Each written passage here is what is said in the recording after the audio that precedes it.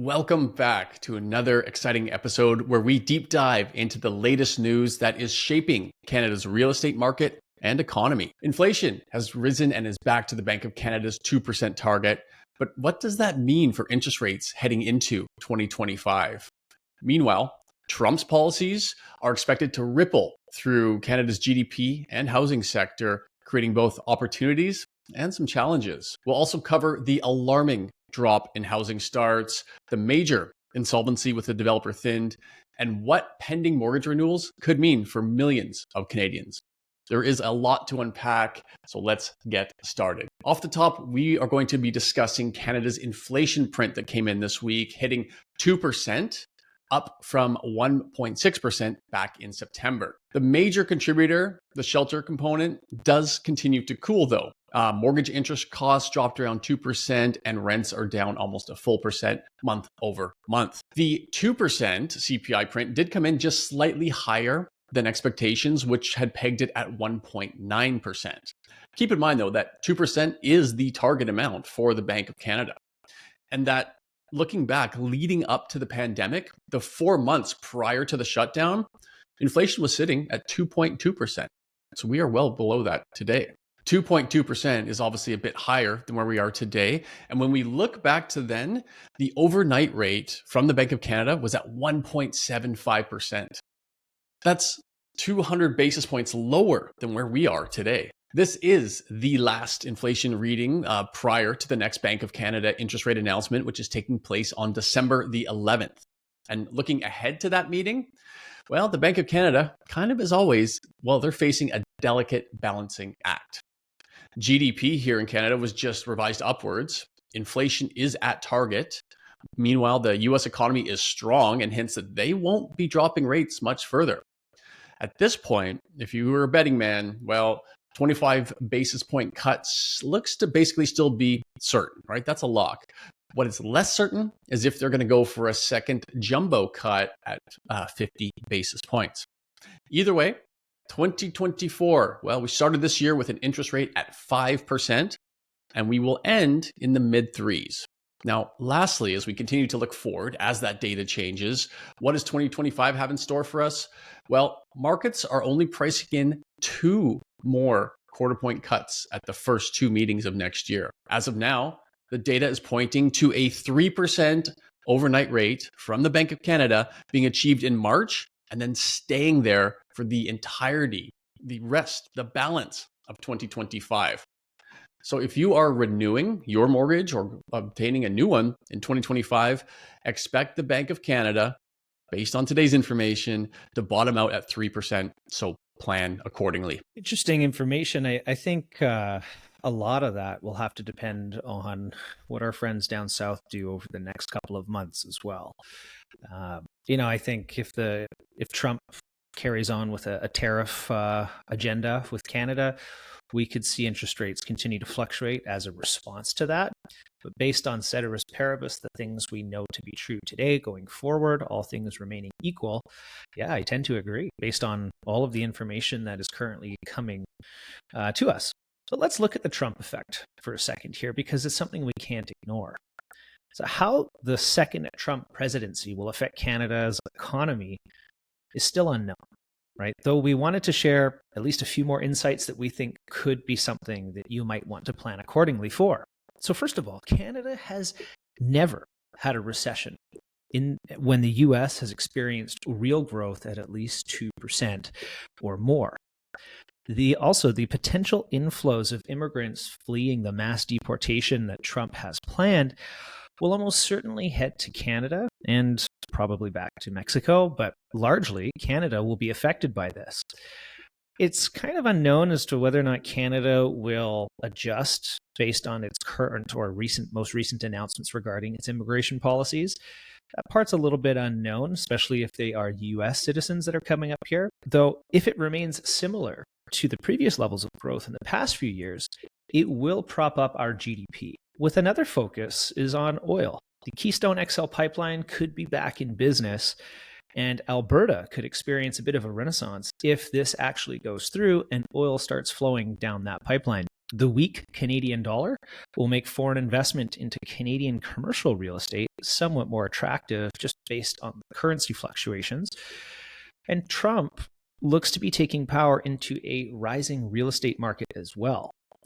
Sales of previously owned U.S. homes saw an uptick in October, marking the first annual increase in over 3 years. Existing home sales climbed 3.4% in October from September, and compared to October 2022, sales have increased 2.9%. This is the first year-over-year gain since July of 2021. Sales hit an annual rate of 3.96 million units, and this figure actually was higher than what economists were predicting at 3.93. Home prices continued their upward trend as well, with the national median sales price rising 4% year over year to $407,200, marking the 16th consecutive month of annual price growth. Compare this to Canadian home prices, like the GDP, many have diverged from the US growth pattern. Prices here are down 2.7% on a year-over-year basis, while the US has seen 1.5 years of straight price appreciation. The spread is about 6.7% over the past 12 months alone. The divergence of the two countries, it's absolutely palpable. It does truly feel like they are moving in two opposing directions now. The States is clearly gaining steam and having a more robust economy and less unemployment. And Canada, well, it's kind of fallen apart at the seams here. And one element that is absolutely going to push Canada into further distress is what is happening with housing starts. We have been given basically a year full of promises to build more homes, but the reality is becoming quite the opposite. Canadian housing starts are down 12% from the same month last year. And in British Columbia, it gets much worse. Home starts are down 30% from last year. And the reality is, this is just the beginning of how low these numbers are going to get. The starts data is only just starting to reflect our future housing crisis. You see, a housing start, when it comes to a condo project, which is obviously the most common housing type across Canada right now, it doesn't get counted as a start until the building is actually above ground level. So that means after the hole has been dug and the parkade's been built and the first floor is under construction, does it finally count as a quote unquote start? Why this metric will get worse is that developers have been shelving projects or going insolvent for the last 2 years. It's estimated that only about 25% of projects that were coming to market this year actually have. Ultimately, the recent starts data really demonstrates how the government likes to make promises with no ability to back them up. When Trudeau made the initial promise of 3.9 million new homes over the next 7 years, those within the development community and a lot of agents, of course, instantly called him out as like, this is an impossible statement. Mortgage brokers were laughing too. This is just not feasible. 7 months later here, and the data gets worse and worse in this regard. Okay, so what does this decrease in starts actually mean? What's going to happen moving forward? Well, in its most basic form, home completions, they take about 3 to 4 years to happen after the start has been registered. So you can draw a straight line from today going forward to 2027, 2028, 2029, and just absolutely expect a housing shortage of completions in those years. The writing is essentially on the wall, right? There's no way to catch up to all these homes that aren't being built today. A shortage in housing starts today equals a shortage of housing completions in 3 to 4 years from now. And the longer the starts data lowers, the more pronounced the future housing shortage is going to be. It's truly an inept government. It's an incapable government. It's just a lot of promises, empty promises, distractions. Ideally, I think to cover up a lot of the mismanagement they've had over the last 9 years. And it's kind of been exemplified. And I don't know if you recently saw that article in the National Post that came out yesterday. There's a G20 meeting going on in Rio, and Justin Trudeau was being interviewed. And he basically said that Canadians need to put the environment in front of their shelter cost and feeding their children. It just shows you how out of touch this government has become over the last 9 years, and not addressing things like the shelter of our own people that we're bringing to Canada here, new immigrants, people who live here. That has to be number one priority. We invited them all here, and we can't house them. And a lot of people can't afford to feed their children. Meanwhile, we end up having to pay for things like the carbon tax and so on and so forth. So it just goes to show how out of touch this government truly is. And like you said, plan or vote accordingly. Well, let's get into Thind here, because Thind is facing some serious challenges here.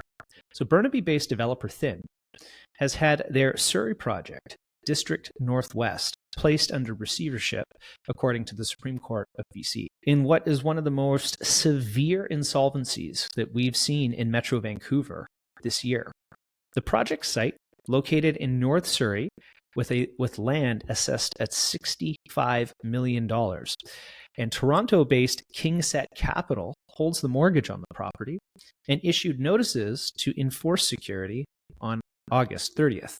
This was on the heels of the interest payment defaults, which started May 1st, and KingSet is owed over $85 million, with interest accruing at $31,000 per day on this site alone. What makes this project unique is that 90% of the project, which has 1,023 homes, have been pre-sold, with approximately $79 million in deposits held in trust. So in March of this year, KingSet advised Thind that they would not be providing construction financing, as they viewed Thind to be overexposed in the marketplace. Thind has been searching for a new joint venture partner and claims the intrinsic value of the site and the property far exceeds the debt that's owed. And should a JV partner be found, KingSet would then move forward with construction financing. But that's the problem. A JV partner has yet to be found, because the risks are so high right now with all of the policies. So on Wednesday of this week, Thind had an additional 2 properties placed on receivership, with KingSet stating they are now owed a whopping $220 million. The first project is Highline, located on Sussex Ave in Burnaby. The 48-story building completed in 2023 and has received occupancy. The second is Mineru Square in Richmond. Unlike Highline, this project never reached the point of construction, and this brings the total amount owed to KingSet as to $306 million, with daily interest accruing at $99,000. This further demonstrates experienced developers that are getting caught with higher interest rates and not being able to keep up with the payments to service the debt. While there are other factors at play as well, the higher rate issue is the predominant factor in the recent development insolvencies seen not just here, but also across Canada. Thind is a 20-year-old company, which websites state over 1,600 homes under construction and 1,800 coming soon.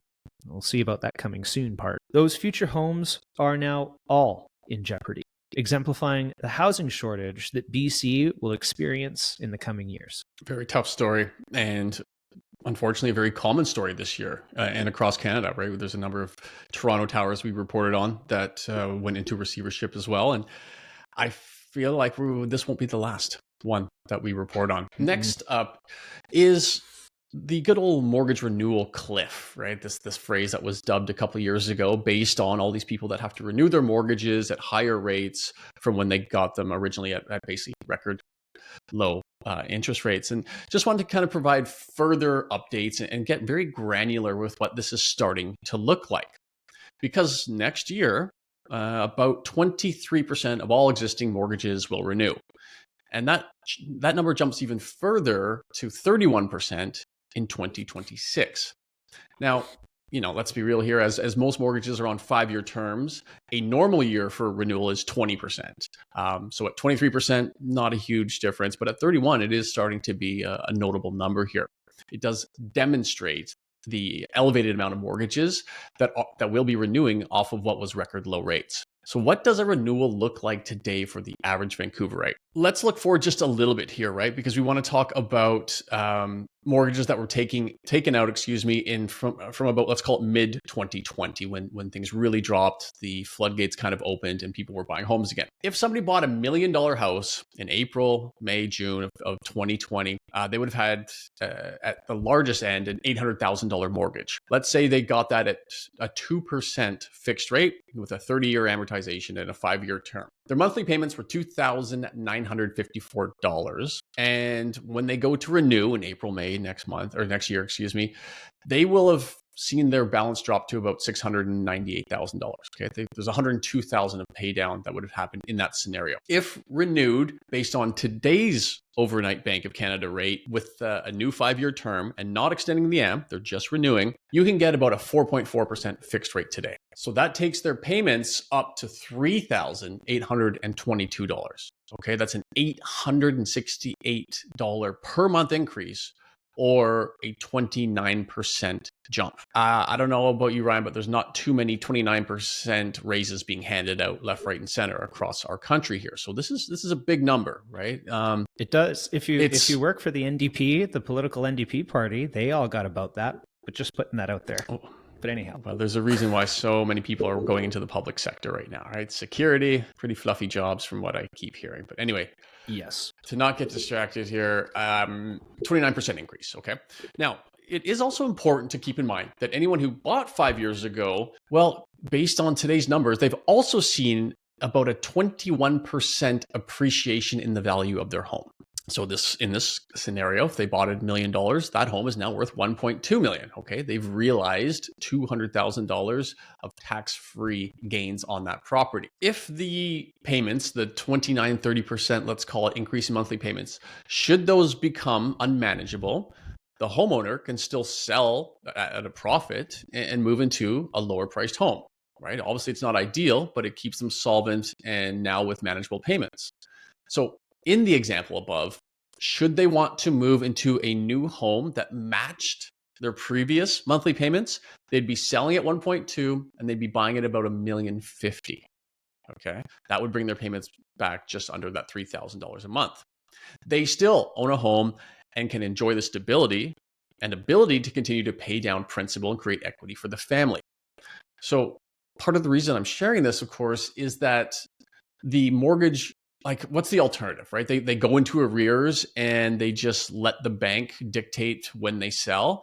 Or, worst case scenario, you say, look, like, this sucks, we can't afford it, but we want to have control. Let's just sell our house and move somewhere else, or rent, or whatever makes sense for that family or that individual. The ultimate point of this is that in those scenarios, I just don't see people going into arrears, because you've got options and you've got equity. So, while it's going to continue to be very challenging to keep a roof over many people's heads, they've got options and they're going to just make some tough choices. But I just do not see any type of renewal cliff coming to light. Ryan, what do you think? Am I in line here? Am I out to lunch, in your opinion? You're definitely not out to lunch. What I would say, though, is there's also a portion of people who were in a variable rate situation and had a product where they had a variable rate but a fixed payment. And, if that was the case and you were under this sort of scenario here, you would have gone through a situation where that particular variable rate would have gone to nearly 100% of, the interest portion of your payment would have gone to 100% of the payment. And that would have led to a relatively small portion of mortgage renewals, but there are a percentage of mortgage renewals that will have a growing balance that they'll need to renew at this time frame. And if they have a larger balance to renew at a higher rate, then those people are going to feel extreme levels of pain. And I do think that you will see property being sold as a result of that. So I do think, on one side, and I would say the vast majority of mortgage holders that are in a fixed rate position are probably okay. It's going to be a painful adjustment, but they, like you said, have options. There will be a smaller portion of the economy that was on a variable rate, this variable but fixed payment scenario. Those people will have a different set of challenges because they will have a higher amount to renew and they will be renewing at higher rates, making it a little bit more difficult. But again, that's a smaller portion of the overall piece here. So I do think you're spot on with most of what you're saying here. Yeah, let's also include the option that some may take to just simply re-extend their amortization to help lower those monthly payments based on the new interest rate. So there's fluidity, right? I mean, it would be a different conversation had we not realized 20% plus appreciation in that same time frame, right? That would limit their options on the exit or on the change, if you will.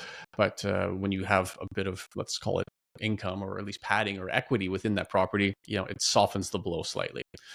So this segment of the marketplace may very well increase over the next couple of years, and that will ultimately push sales volumes up, as we see things unfold here.